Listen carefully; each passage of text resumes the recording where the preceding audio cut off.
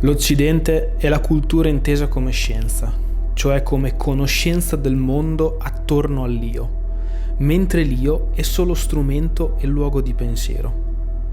Ne derivano le scienze della natura e dell'osservazione.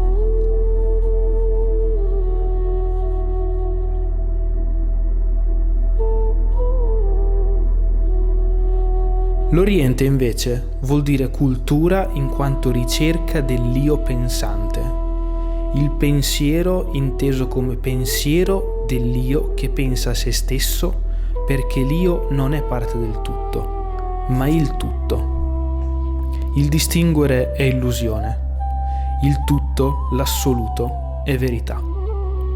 Cercare di distinguere è la via dell'errore. In queste due direzioni il mondo si è mosso per secoli arrivando a questo pauroso abisso di oggi, in cui da una parte c'è l'io che ha dimenticato se stesso nella conoscenza dell'attorno, anzi è diventato schiavo del conosciuto. Dall'altra parte c'è l'io che ha raggiunto profondità ricchissime e forme di cultura avanzate, ma che, avendo dimenticato la conoscenza dell'attorno, ora muore di fame e ancora di peste e di lebbra.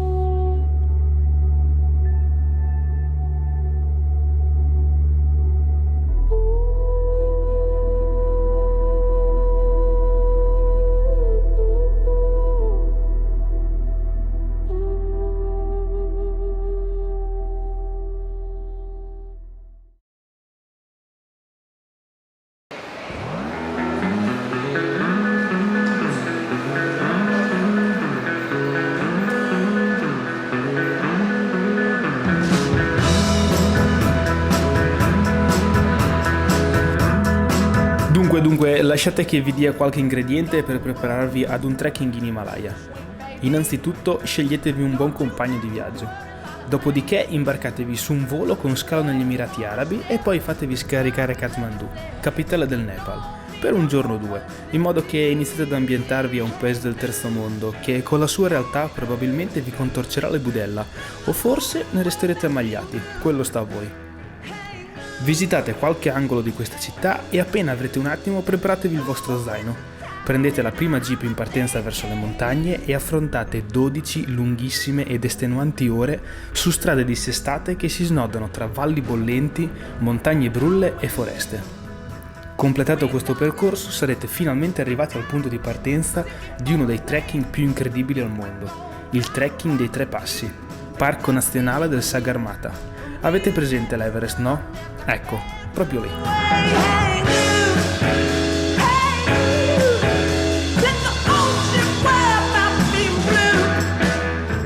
E finalmente dopo 12 lunghissime ed estenuanti ore di jeep da Kathmandu possiamo dire di essere in Himalaya. Già docciati anche, che non è una cosa da poco. Demoliti, raga, adesso l'unico obiettivo sarà mangiare, mettersi a dormire perché domani finalmente si inizia a camminare in mezzo a quelle robette là.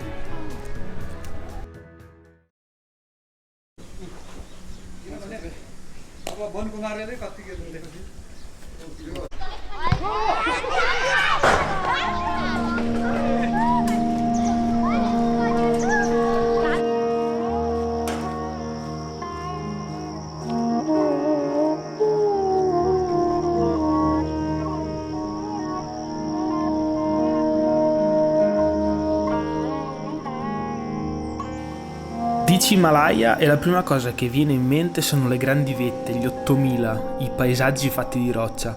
E invece il nostro percorso è iniziato più in basso, dove le foreste, il verde regna sovrano, dove l'aria umida e le nuvole caratterizzano la primavera che anticipa i monsoni. E se anche i monsoni ancora non erano arrivati, qualche umido disagio era già in vista. E siamo già in qualità telefono perché è iniziato a piovere, non poco. E stiamo veramente sudando come due assassini. Ma dovrebbero mancare gli ultimi 100 di solito. 100 metri di sole. Ecco, adesso esce anche il sole. Perfetto. Dici Himalaya e pensi alle montagne, ma qui più di tutto si ha ancora la possibilità di vedere con i propri occhi i piccoli villaggi delle etnie di queste montagne, dove la vita scorre a un ritmo diverso e dove i gesti quotidiani hanno il sapore di cose antiche.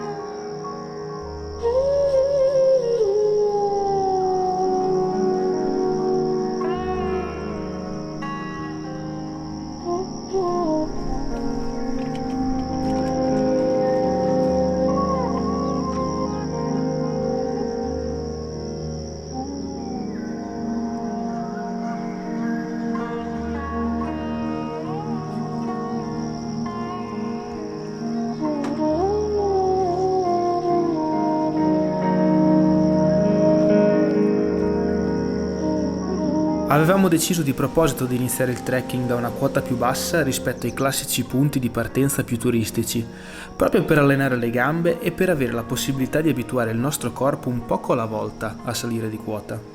Qui eravamo ancora ad altitudini conosciute, ma nei giorni successivi saremmo dovuti arrivare ben oltre i 5.000 metri e quindi la prudenza era stata la nostra maestra.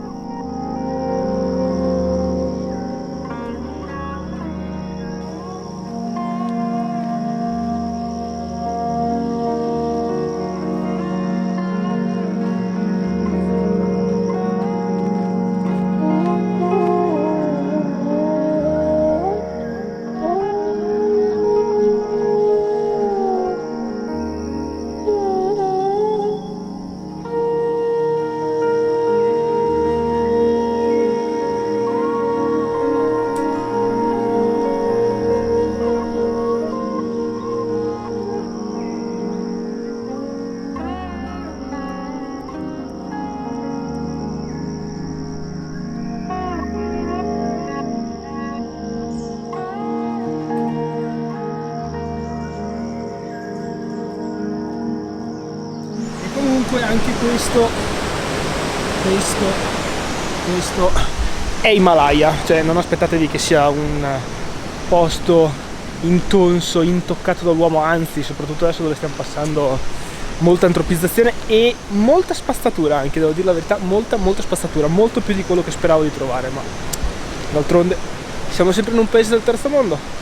Un'altra scelta che avevamo fatto era legata alla questione del muoverci senza guida e senza portatore, cosa abbastanza comune sui trekking himalayani. Volevamo essere autonomi ed entrambi abbiamo sempre affrontato la montagna portandoci il nostro zaino sulle spalle. Il fatto che qualcun altro si sarebbe dovuto sobbarcare il nostro fardello non faceva parte del nostro concetto di trekking. Su quelle salite calde e terribilmente umide però avremmo tanto voluto essere più leggeri perché quei dislivelli si stavano rivelando mostruosi. A metà giornata però è arrivata una sorpresa che ci ha ricaricato di energie per proseguire.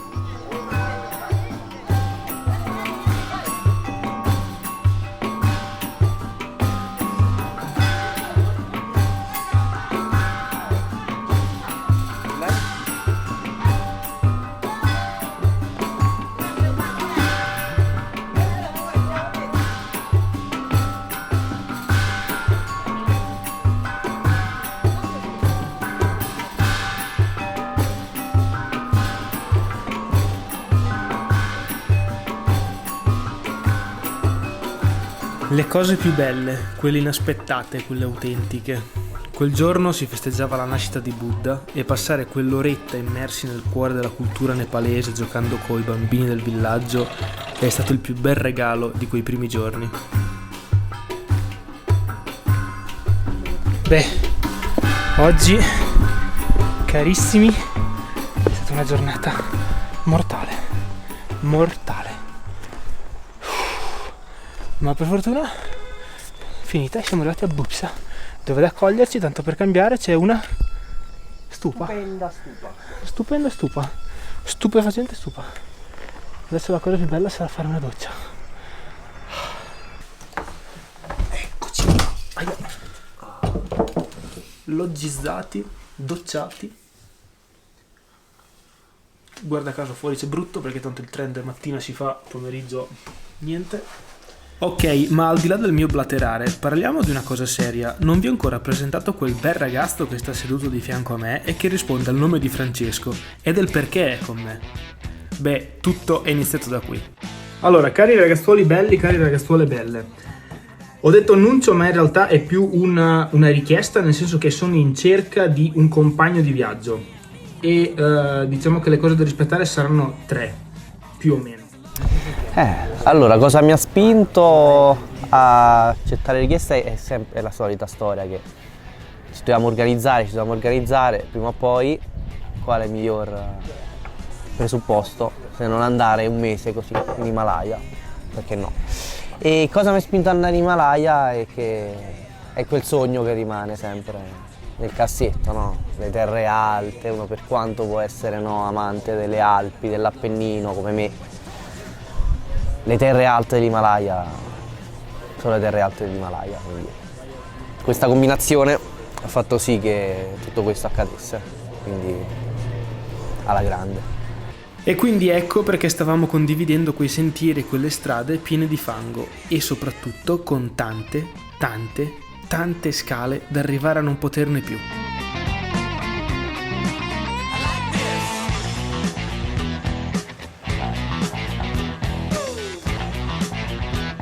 Foreste e villaggi si susseguivano in un loop infinito fino a quando non siamo arrivati a Surche, da dove abbiamo ammirato il primo bestione di oltre 6.000 metri e dove abbiamo conosciuto Marco, un altro viandante come noi alle prese con l'attraversamento di queste terre alte.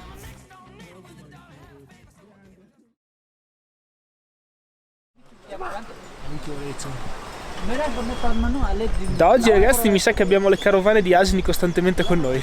È arrivato quel momento. Vi garantisco che camminare tra quelle carovane di asini non era così facile, sia per gli spazi che occupavano sul sentiero, sia per l'inevitabile puzza di sterco che da lì a Namche Bazaar ci ha accompagnato. Ma era quell'elemento in più che ci catapultava in una dimensione che sembrava del nostro passato. Una dimensione che era fatta sicuramente di meno ricchezza materiale, ma di più ricchezza spirituale. Nel frattempo stavamo passando appena sotto l'aeroporto di Lukla, ultimo avamposto per i mezzi a motore dove la maggior parte dei trekker e degli alpinisti arrivano per esplorare l'Himalaya, e questo creava un grande contrasto: asini a valle, aerei ed elicotteri nel cielo. Erano giorni che camminavamo in mezzo ai sorrisi e alla gentilezza di un popolo che, pur non possedendo quasi niente di materiale, vive in armonia con quello che lo circonda, che siano persone, animali e ambiente. E certo, pur avendo palesi difficoltà, ha un'altrettanto palese pace che l'accompagna. Noi stessi venivamo accolti ogni giorno da un sorriso, una parola gentile, un'offerta per il nostro cammino. E più camminavamo e più nella mia testa una domanda non trovava risposta. Quando è arrivato per noi in Occidente quel momento in cui abbiamo deciso di dare più importanza ai beni materiali che ai beni spirituali? Quando e soprattutto perché abbiamo deciso di isolarci nei nostri castelli di ricchezza economica, abbattendo quelli di ricchezza emotiva e sociale? Allora, me l'aspettavo e non me l'aspettavo, ovvero sapevo un po' tutta la cultura della fascia indiana, quindi India, Nepal, Tibet, come funzionava, però poi esserci dentro è un'altra cosa. È stato forte l'impatto, sia nelle cose positive che nelle cose negative, quindi cose positive che possono essere l'estrema gentilezza delle persone, sempre pronte a darti una mano, sempre pronte a darti indicazioni così, senza voler niente in cambio. E ovviamente anche tutte le cose negative che un paese inevitabilmente povero si porta con sé, quindi un po' di sporcizia, un po' di disorganizzazione, un po' tutte queste cose che me l'aspettavo appunto e non me l'aspettavo, quindi un bel impatto forte. E a Monjo, ovvero fine tappa, ci siamo arrivati. Adesso andiamo a fare i permessi per il parco, che sono qua su. Ultima salita, poi per oggi basta perché è stata bella tosta anche oggi. E poi si va a cercare un lodge per la notte. 60 km, 3600 metri di salita e 3100 metri di discesa percorsi per arrivare fin lì, per entrare in quel tanto agognato parco, ma finalmente ci eravamo arrivati.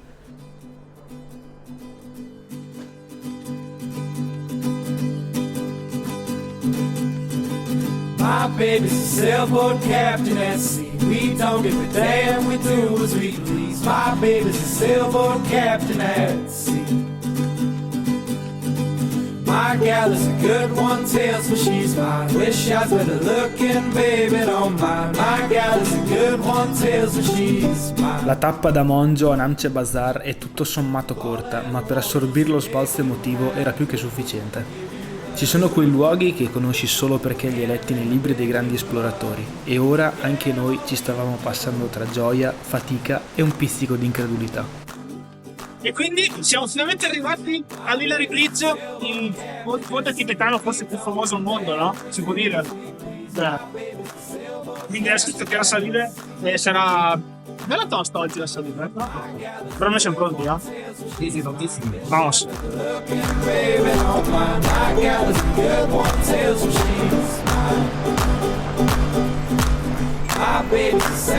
Beh, io non soffro di vertigini, però questo è alto.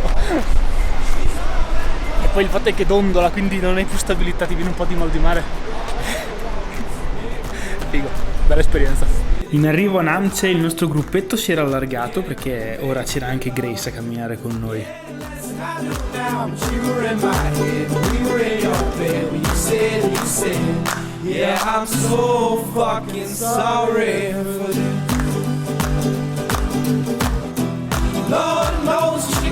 E in questo surreale paese ai confini del mondo, La Positano dell'Himalaya. ci siamo concessi una pista quasi buona. Quindi adesso condivideremo 3 piste e poi faremo una recensione su questa pizzeria a 3004. Non lo so. E dopo esserci ricongiunti con Marco, anche un bel pomeriggio su un tavolo da biliardo. All I ever wanted was to make you happy, give you the truth, anything to make you love me, any more than you do. My baby's a sailboat captain at sea, we don't give a damn, we do as we please. My baby's a sailboat captain at sea. Allora ragazzi, buongiorno a tutti.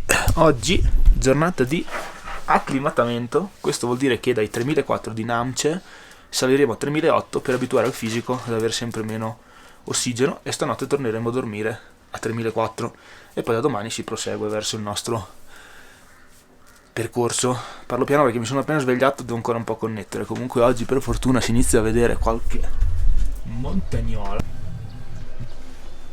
Non male. Let's go! Anche se in realtà quella sarebbe stata l'unica montagna in vista di tutta l'escursione. So Grace, can you say to my Italian friend that today we are doing this hike just for the view? That's exactly what you want me to say? Yeah. Today we're doing this hike just for the view. 1, 2, 3, 4, 5, 6. Road runner. Going faster miles an hour.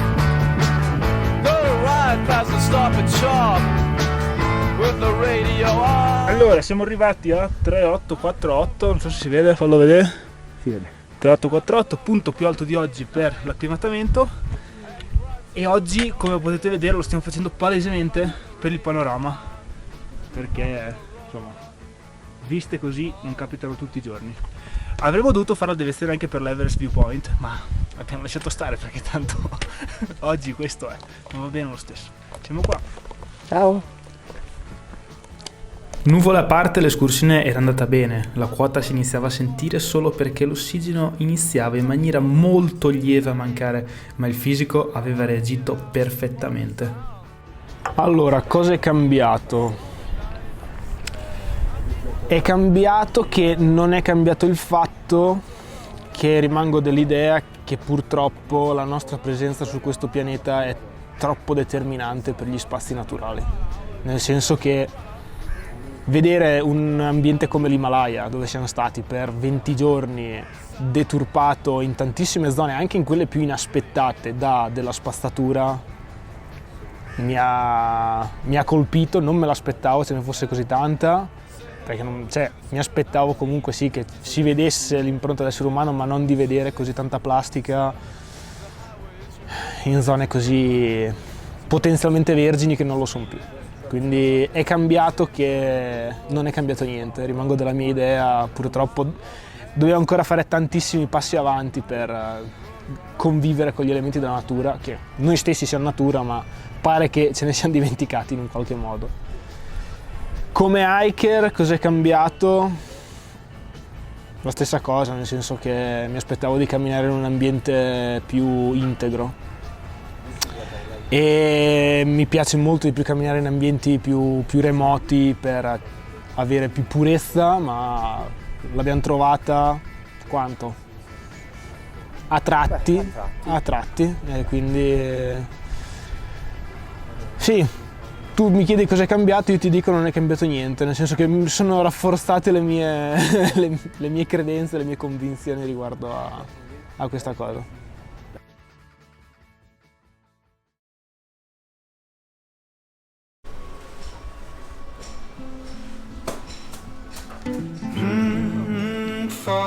he said a long black dress on Halloween.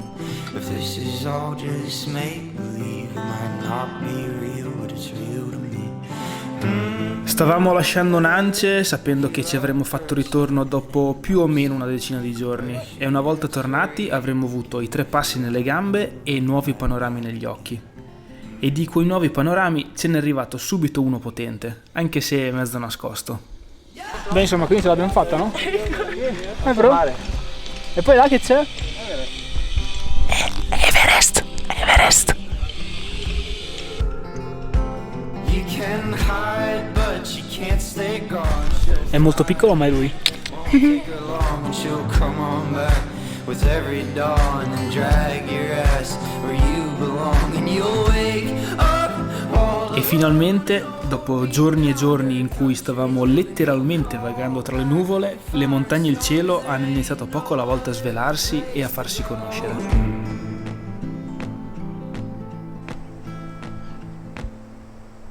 I need you like God needs the devil, honey. Someday soon this dust's gonna settle. Come real quick and get inside my mind. 'Cause when I'm all fucked up I don't feel no Lungo il sentiero abbiamo dovuto salutare Grace perché a causa del mal di montagna aveva deciso di tornare indietro per scendere di quota, cosa comune per chi si avventura a queste latitudini. I'm in love in a nightmare. Please don't wake me up. Noi invece stavamo proseguendo e da lì in poi le nostre tappe si sarebbero accorciate rispetto alle prime, sia perché camminare con meno ossigeno è faticoso, ve lo garantisco, e sia perché volevamo seguire quella regola per cui ogni sera è meglio dormire al massimo a 500 metri più in alto rispetto alla quota a cui si è dormito la sera prima. Far adattare il fisico a queste quote richiede pazienza e non è da prendere sotto gamba, anzi, forse rappresenta la sfida più grande su questi sentieri. Allora direi che passati 4000 inizia a farsi interessante la situazione. Ritmo lentissimo, una parvenza di cerchio a testa, in salita importante. Tra l'altro, adesso ripeto, sono in piano, sto già facendo fatica anche a parlarvi, quindi ecco niente. Questo vuol dire altitude. When I'm all fucked up, don't feel no pain. Won't you run to me, run through my veins? Run to me, run through my veins. Baby, won't you come and get me high? Baby, won't you come and get me high?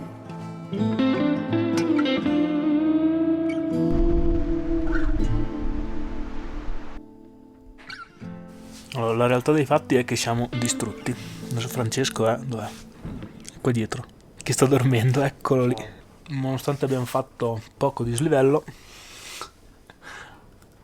la quota ci sta ammazzando. Oggi in teoria avevamo pensato di fare anche l'acclimatamento. Sciocchi noi. Facciamo che oggi ci ambientiamo qua.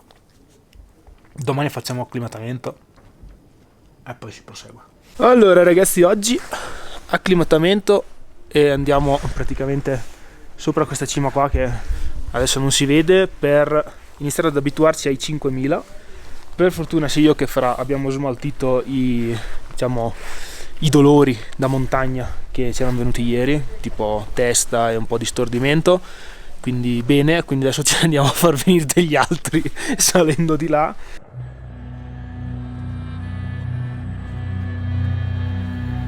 Se vi chiedessi di fare 700 metri di dislivello in 1,9 km, forse la maggior parte di voi lo percorrerebbe con poca difficoltà, soprattutto se ci fosse da godere di un bel panorama con quella meraviglia dell'Ama Dablam che svetta sulla valle.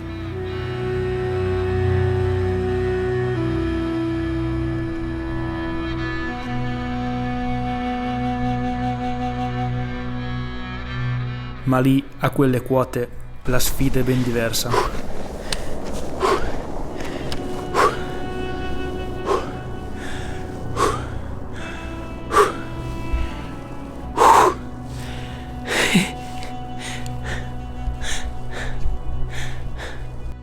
Mi sono dedicato per qualche mese a prepararmi fisicamente a questo trekking per affrontare i dislivelli e i chilometri senza soffrire eccessivamente, ma alla quota, alla mancanza di ossigeno, a quella non si è mai preparati.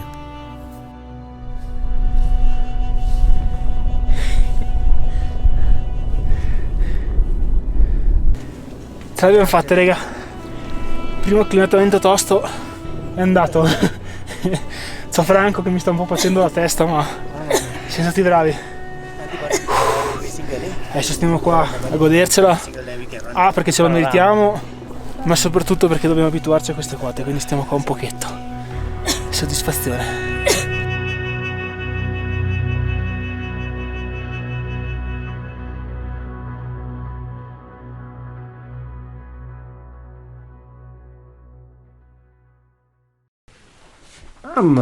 Durante la solita routine mattutina della composizione degli zaini, tanto fuori c'è Federico che bestemmia. Federico! Federico! Amore? Affacciati. Eccolo Federichino, buongiorno. Buondì. Allora, ammetta, che vuoi? Culo. Siamo pronti per il malaiare? No, Pasquale, malaiamo un po'. Il malaiamo. Maremmi malayana.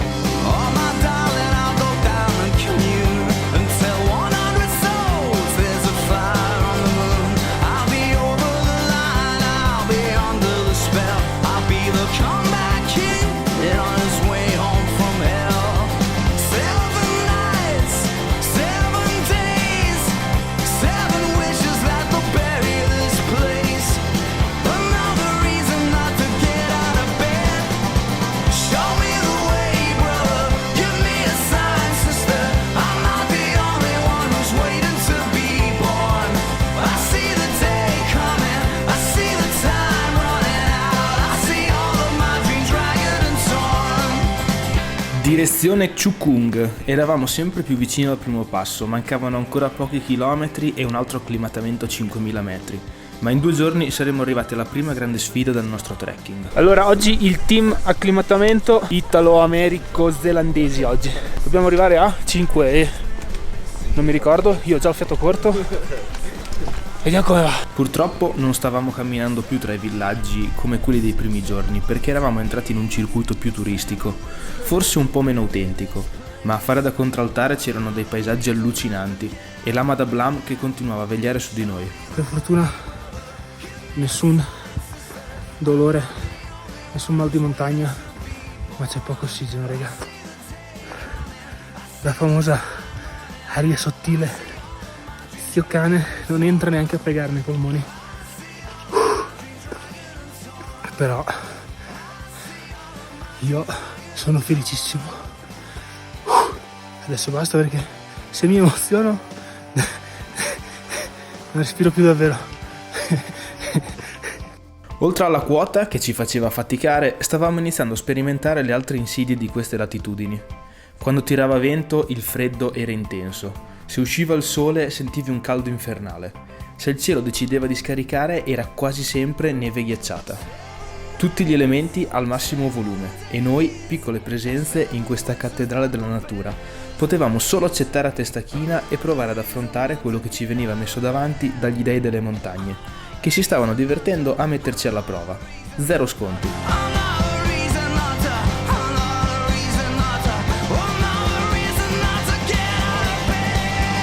Questi dei avevano deciso di scaricare un po' di neve al rientro dal nostro acclimatamento e mi ero preso un po' di tempo per leggere, ma sono venuti a chiamarmi. Ste, vieni fuori, questa non te la devi perdere.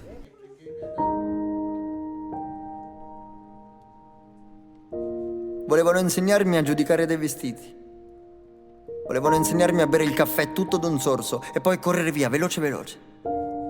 Volevano insegnarmi a non farmi fare domande, a non chiedere perché, a chiudere gli occhi e andare avanti, tapparmi le orecchie e far finta di niente. Volevano insegnarmi a non credere, a non intromettermi, a lasciar perdere, a non farmi coinvolgere. Volevano insegnarmi a non rischiare, che poi si cade. Volevano insegnarmi a non buttarmi, che poi ci si fa male. Ad andare a letto presto, a rimanere tra le righe, a non uscire dai quadretti, a colorare tra gli spazi, a rimanere nel mio spazio. Volevano insegnarmi a essere come tutti gli altri. E invece ho imparato che spesso si impara non imparando quello che hanno imparato gli altri.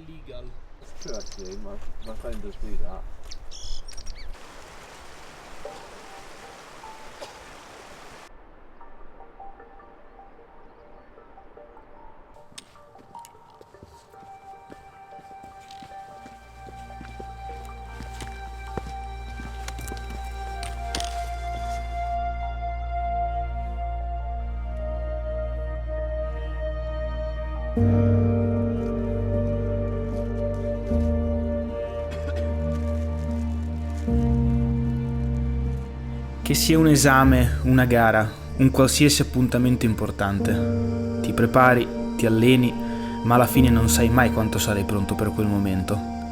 La sentenza alla prova del 9 ce l'hai solo quando affronti quel preciso istante in cui ti trovi davanti al baratro e devi saltare.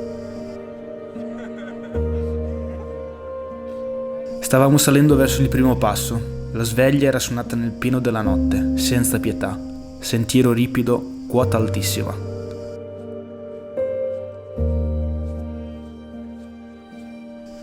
Eravamo in mezzo al sublime, ma la sofferenza era notevole, i pensieri confusi.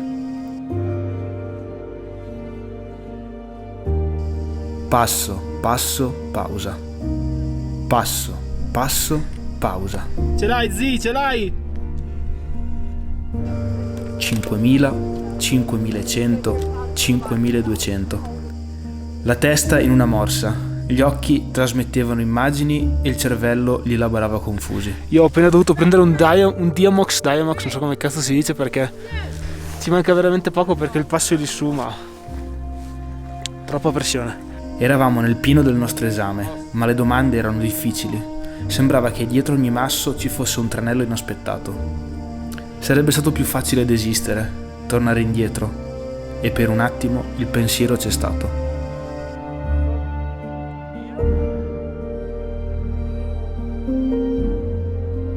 Poi un amico ti aiuta a ragionare. Il passo è lì sopra. Denti stretti, fiato assente, l'unico barlume di lucidità solo per quei maledetti ultimi 50 metri di salita.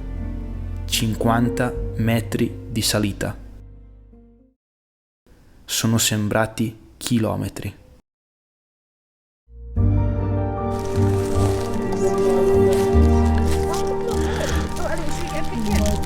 Siamo riusciti ad arrivare in cima al passo.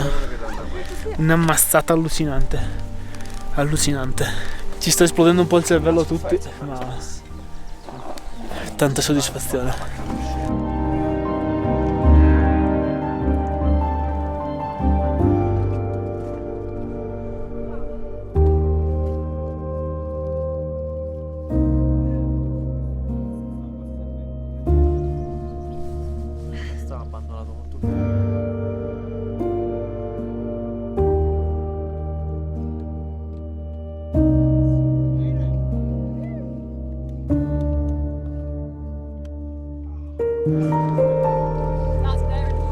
Esame superato, o meglio, stavamo per superarlo. All'appello mancava ancora una lunga e ripida discesa e l'attraversamento di un ghiacciaio, ma lo scoglio più grande era fatto. Il primo, tostissimo passo era alle spalle e noi stavamo concludendo una giornata da 10 estenuanti ore di cammino. Ce la siamo gestita bene, secondo me. Abbiamo fatto un bel giro con delle belle tappe di acclimatamento e devo dire che l'altitudine si è sentita quasi da subito in realtà. L'ho sentita anche un po' sotto i 4.000, poco sotto i 4.000, però è stata sempre, per fortuna, l'abbiamo tenuta sotto controllo. A parte il primo passo, che è stata una botta in fronte allucinante, ma con il nostro caro amico Diamox in supporto ce l'abbiamo fatta, comunque è stato bello e soprattutto poi riuscire ad arrivare costantemente sopra i 5.000 e non sentire nulla è soddisfazione. Sì. Ghiacciaio attraversato, questa è l'ultima mazzata e adesso là c'è la fottutissima Lombuce. Io una fatica del genere in montagna non l'ho mai fatta. Siamo tutti distrutti. Adesso voglio un letto e basta.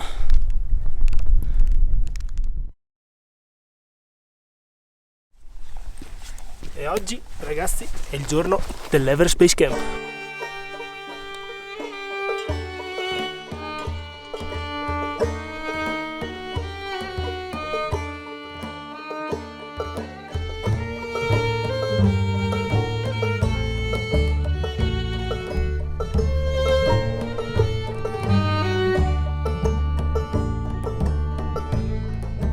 Knew the granite walker. He was dark and tall. He was a tangle of things done, but didn't tell to you. And his stand was the mountains and the higher peaks. Streams are waiting for him to drive his dream. He fasted on adventures. We up in USA. He's almost every single tree along the PCT. Every hiker is his friend, 'cause he knows the taste of sweat. Every rock on the Alps has been its step.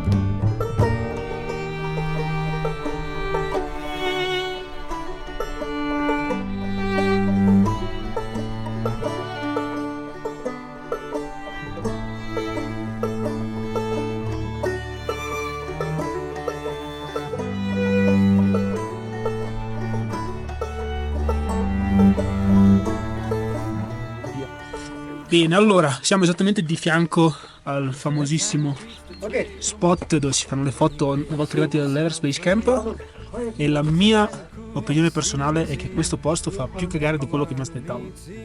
Questo è proprio puramente soggettivo, perché siamo in uno dei posti più belli che ho mai visto nella mia vita dal punto di vista naturalistico. Qua sopra c'è l'Everest e qua c'è proprio quello che può rappresentare la voglia dell'essere umano di sovrastare tutto, per arrivare in cima, per far vedere che è il più forte, il più figo, e sostanzialmente c'è una marea di merda, raga.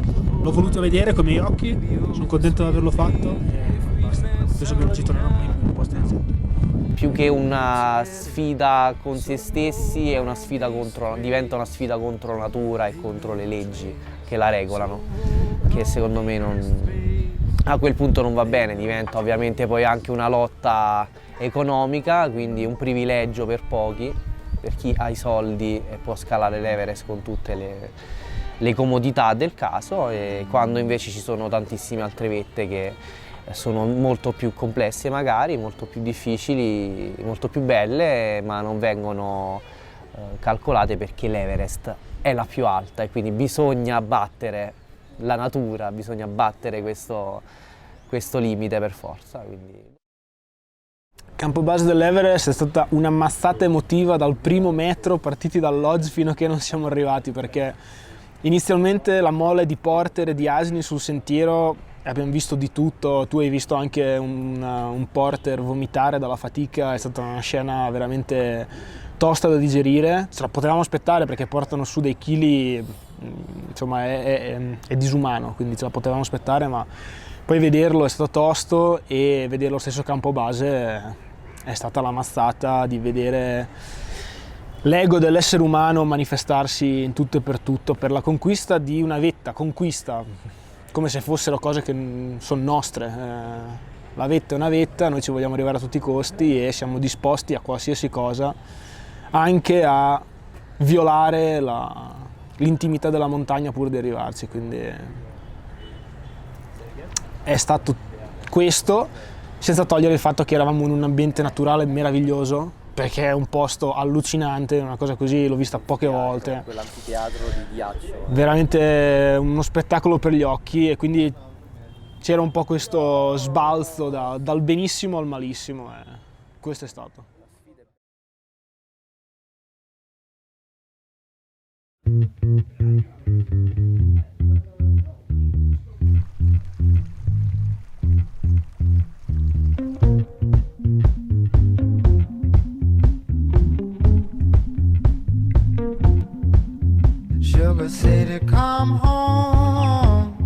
Terminata la prima lunga parte del trekking, era tempo di proseguire e avvicinarci al secondo passo. Ma nel frattempo era successa una cosa. Non vi siete accorti di niente? Nepali music. Sorry? Nepali music? Yeah, Nepali music. Woohoo! No, non il fatto che stavamo impazzendo, ma il fatto che ci stavamo allargando. Sugar City, pretty magic, got me good vibes, thank God I ain't driving traffic, vision blur, blue bleeding, that's a blackout letter, it don't matter anyhow, I'm climbing, keep my good vibes in check. Da Dingboce in poi, pezzo per pezzo, il nostro gruppo si era allargato, e notevolmente anche. Senza che ce ne accorgessimo, tra una partita a biliardo, una cena e qualche chilometro tra i sentieri, eravamo diventati un gruppo di 10, da tutto il mondo, a condividere momenti. Che figata! My friends looking at me in the car 'cause they be all they wanna talk about. Are you trying to get a deal? A deal? A deal. Sorry on the real. But my eyes and my ears don't work well, and the floor keeps sliding on my heels. I can't feel them, I'm still dreaming. The skull on the table is still like. C'è solo una cosa brutta di quando ti affezioni alle persone: il momento in cui bisogna separarsi. Ciao Erzaccia. Fai bravo, eh. Quando torni me lo dici. Ci vediamo in Italia. Ma noi avevamo una missione, il secondo passo ci aspettava e la squadra era carichissima.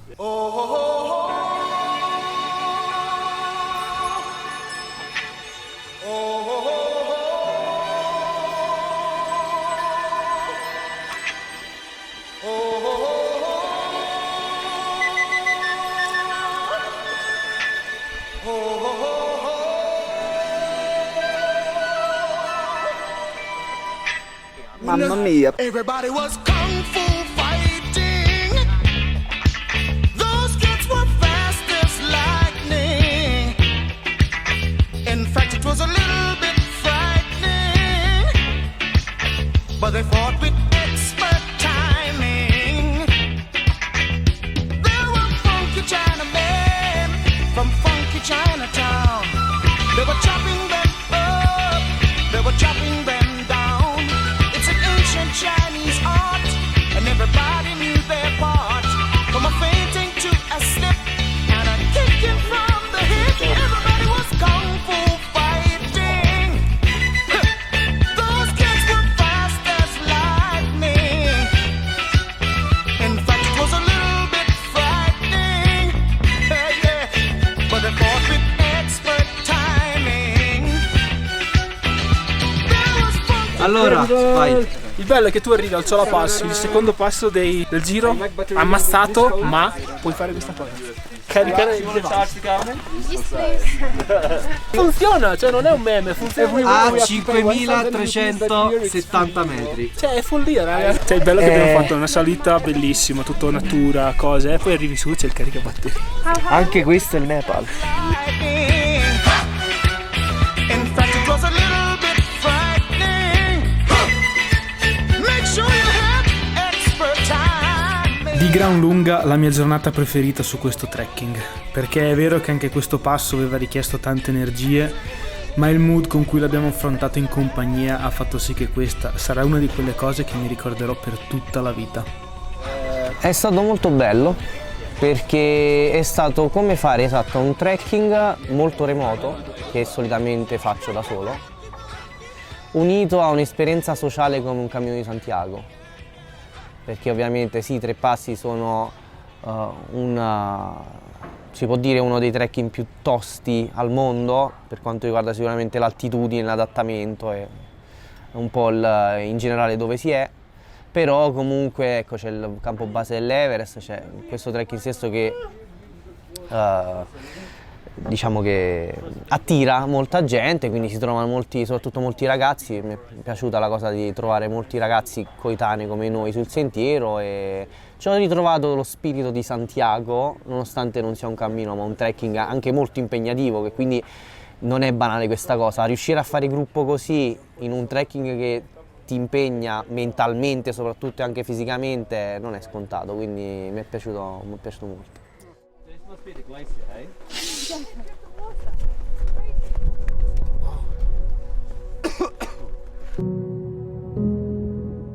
uno spettacolo incredibile, è una cosa, non so, non ho parole, è così imponente. Il Khumbu era grande, Questo è probabilmente più grande, non so, magari uguale, però dà un'idea di immensità pazzesca. È stupendo. Per concludere la tappa, l'ultimo regalo, l'attraversamento di un ghiacciaio incredibile, l'elemento della natura che più di tutti mi muove qualcosa dentro, ancora non ho capito perché, ma vedere tutta quella vita sotto forma di ghiaccio è pura estasi. E chiudere così quella giornata è stato sì difficile, perché non è così banale attraversare un ghiacciaio, ma non potevo immaginare un arrivo a Gokyo più bello di quello.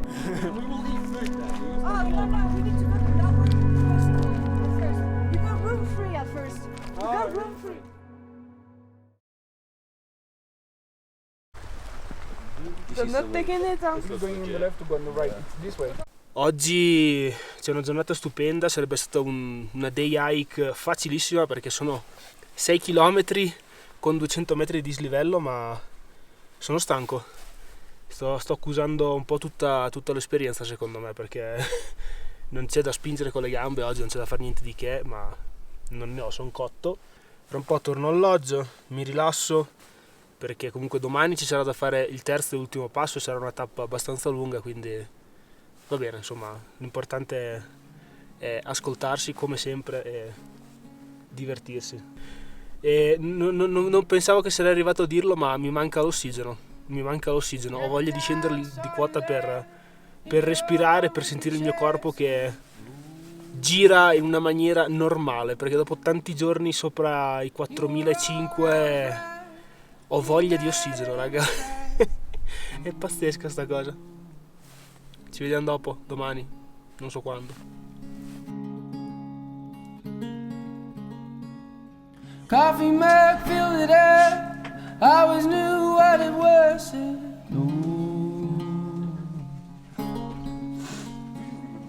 Been on your side for years. You can never love without crying. She dead. C'era nell'aria quel misto di gioia e malinconia da ultimo giorno, anche se in realtà non lo sarebbe stato a tutti gli effetti, ma era l'ultimo passo del trekking dei 3 passi.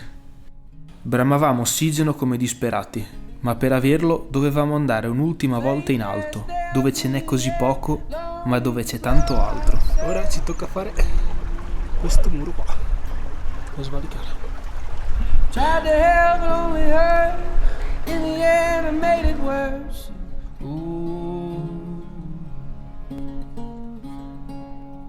She dead, she fine. Every day, every night.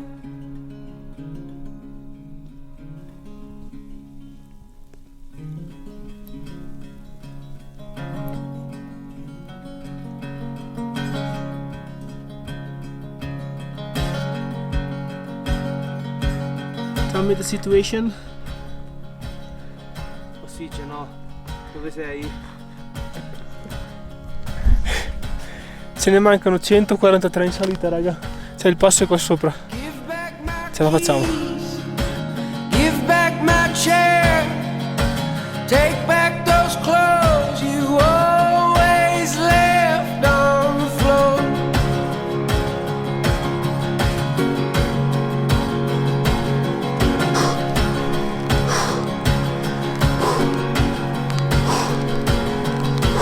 You drove me wild, drove me insane. Drank the whole bottle and forgot my name. All I ever wanted was a mother for the Bello! time. Finally I can see you as the leader of the landslide. She left. We did it! The writing's on the wall. Please believe me, I smell the alcohol. The only thing I know is that we're in too deep. And maybe when she's dead and gone, I'll get some sleep. I miei discepoli, tutti e due. Cin cin ai nostri fottutissimi 3 passi. Mamma mia! You blamed it all on your kids. We were young, we were innocent. You told me a lie. Fuck you for that. Fuck all your pride and fuck all your prayers. And all this time I waited like a fool, and for the first time finally I can see you as the leader of the landslide. She left Bene, dopo una lunga permanenza sull'ultimo passo, diciamo addio ai 5.000 e più sfanculati metri in assoluto. È ora di scendere e di non affrontare più questa altezza. E di andare a riprendere un po' di ossigeno.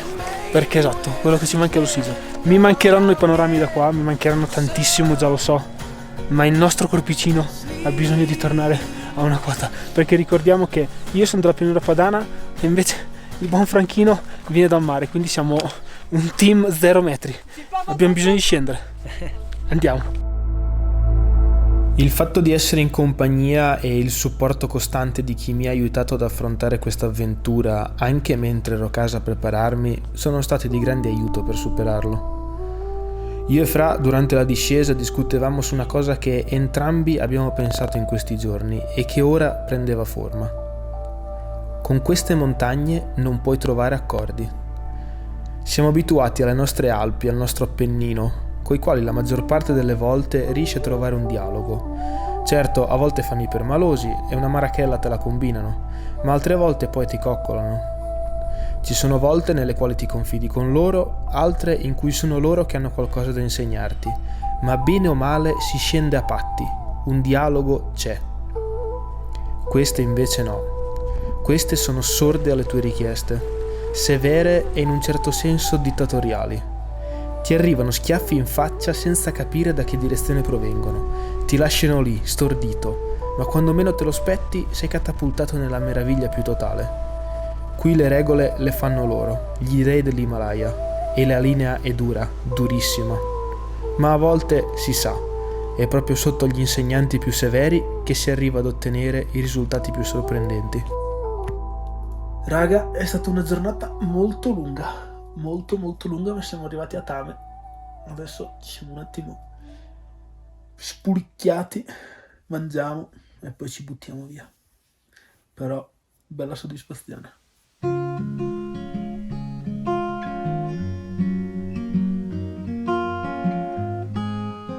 Eravamo scesi di quota e oltre al tanto desiderato ossigeno era ricomparsa anche la vegetazione. Prima gli arbusti più bassi e poi le foreste. I villaggi che tanto avevamo amato nella prima parte del sentiero erano ricomparsi. Certo, non gli stessi, ma avevano la stessa autenticità, la stessa attitudine meno turistica. Vita agreste, templi, sorrisi e curiosità nei nostri confronti. Tutto stava tornando a misura d'uomo. Allora, confermato le mie aspettative, la natura.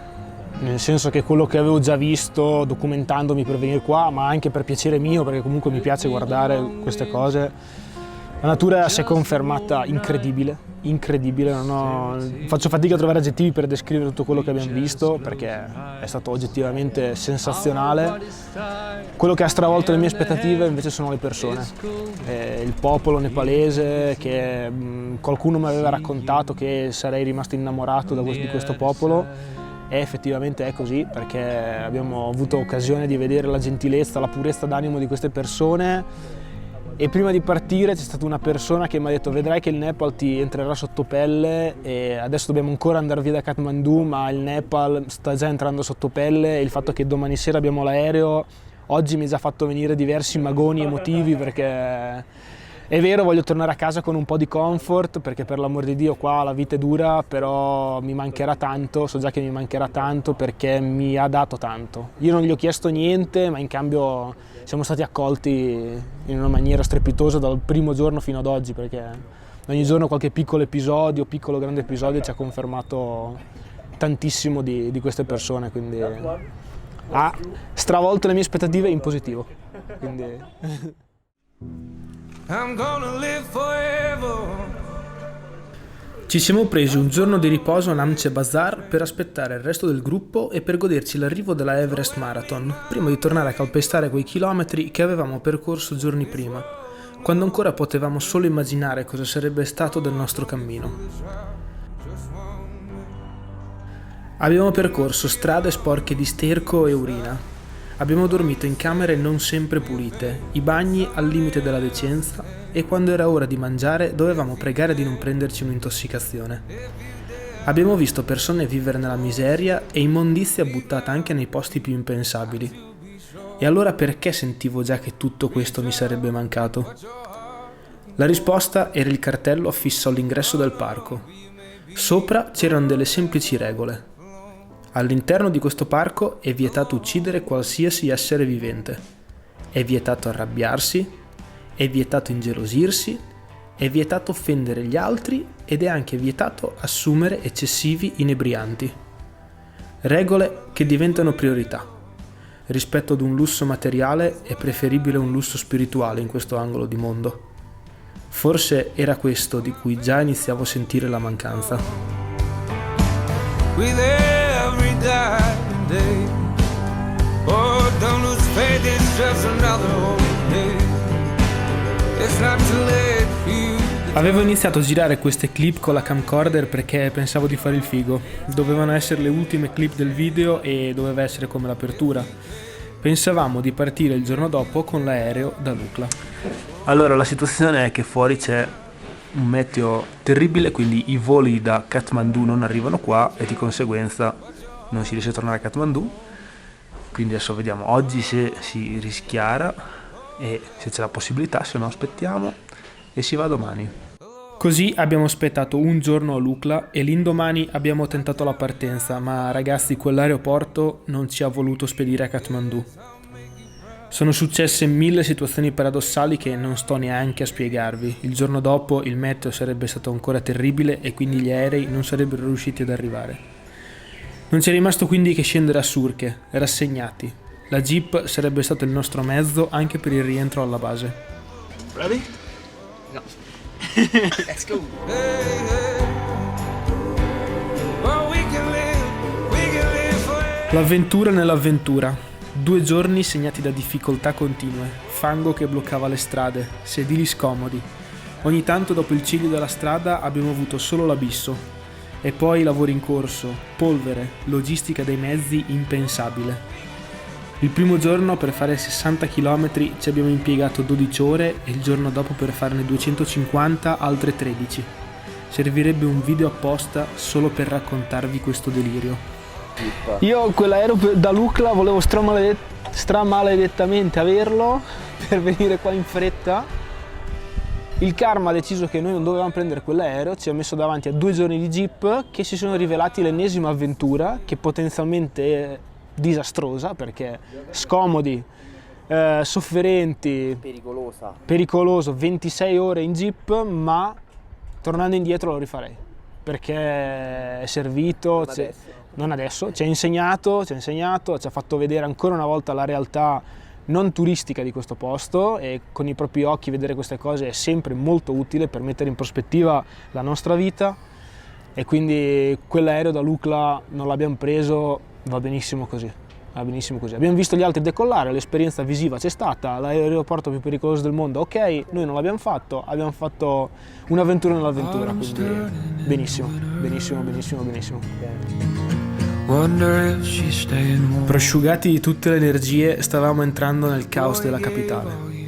Dopo una curva, eccola lì, Kathmandu era sotto di noi, ce l'avevamo fatta. Always looking for a message. Always waiting by the door. Tornerò, sicuramente tornerò sia da solo, cioè nel senso sia come viaggiatore, vorrei tornarci anche come guida perché vorrei riuscire a organizzare magari qualche viaggio anche con le persone che abitualmente vengono con me, ecco, come clienti, ma che sono comunque compagni di viaggio. Ho tantissime persone che appunto ho la fortuna di conoscere, che usufruiscono dei miei servizi, ma che io faccio con piacere, perché sono splendide persone che tuttora mi stanno scrivendo quando andiamo in Nepal. Ce li voglio portare, ecco, voglio mettere del me stesso in un viaggio in Nepal sicuramente, da guida escursionistica, ma anche tornare sia sui sentieri, ma anche sia, diciamo, per capire un po' di più questa cultura così lontana, ma per altri versi che potrebbe essere anche più vicina.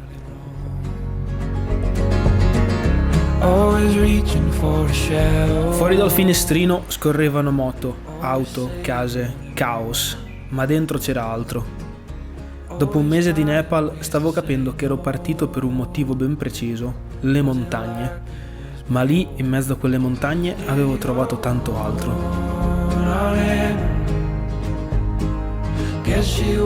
Quando si parte per un viaggio ci sono effetti benefici che arrivano immediatamente. Per altri invece bisogna lasciar sedimentare, e più è forte quello che si vive, più a lungo dureranno questi effetti.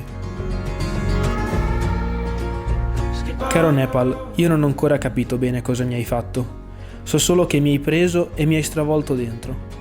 Sei stato un pugno alla bocca dello stomaco e allo stesso tempo l'abbraccio più caldo che potessi sentire. Ti ho amato e ogni tanto avrei preferito girarmi dall'altra parte e ignorarti. E per tutto ciò ti devo ringraziare, perché mi hai dato vita per i prossimi mesi, o forse anni. Perché se più è forte quello che si vive e più durano gli effetti, beh, tu sei stato la cosa più forte che mi potessi aspettare.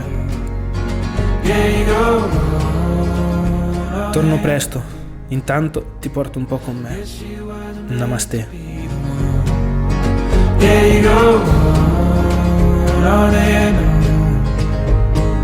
Guess she wasn't meant to be the one.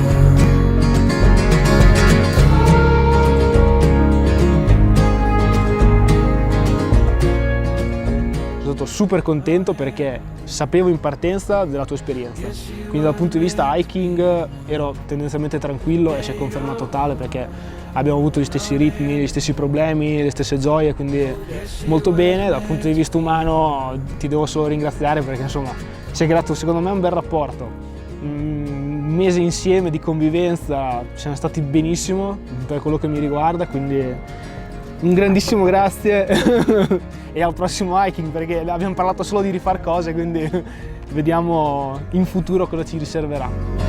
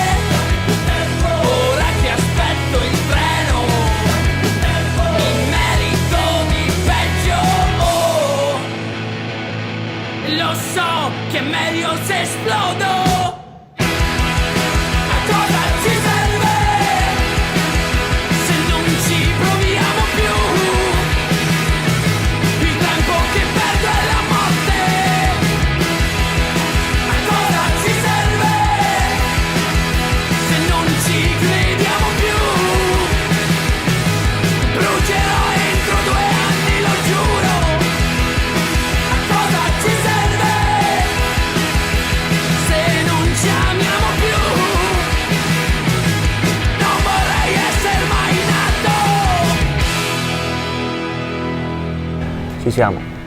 Sto registrando. Stai registrando? Action. Ok. Azione. È già partito, zio. Oh, scusate. A beautiful day, my friend.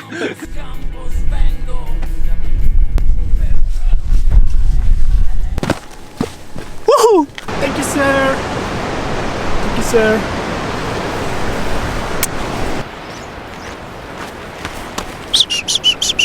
Speri che non mi cago sotto.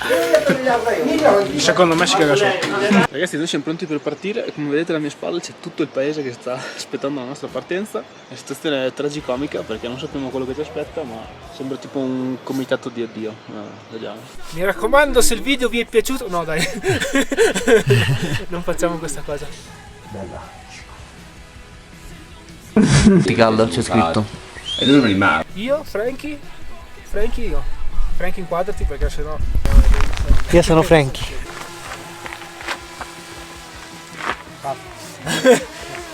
Colpo al cuore, morte totale. Ora di viaggio numero 5.000. Ore di viaggio numero... Quanto siamo in viaggio? Saranno o sono 6 ore o sono 72.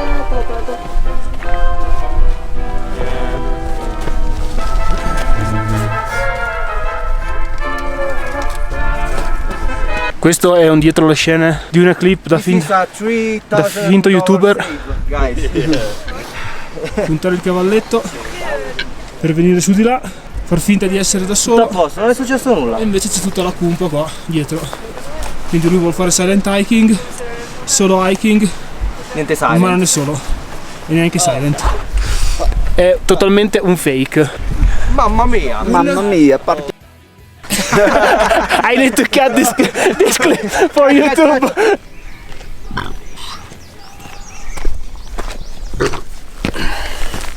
Scusi signora guida, quanto manca? Capito? Cioè, hai dato 8 colpi di tosse, 200 metri ancora. Circa, sì. Ok. Wow. Potrebbe essere causa di morte? Potrebbe. Probabile. Cosa fa uno youtuber quando vede un bel paesaggio e chilometri in più? E adesso devi risalire? No?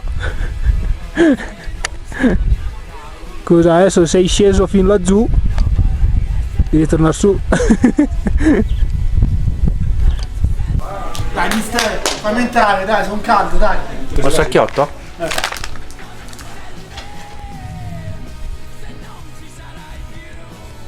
4.200 no,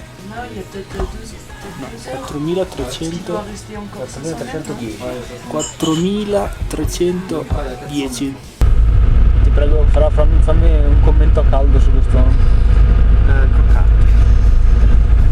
La situ è questa. Ci sono degli aerei pronti a partire da Ramley. Questo posto non lo so dov'è. Stiamo aspettando che questo meteo migliori e ci vengono a prendere. Speriamo.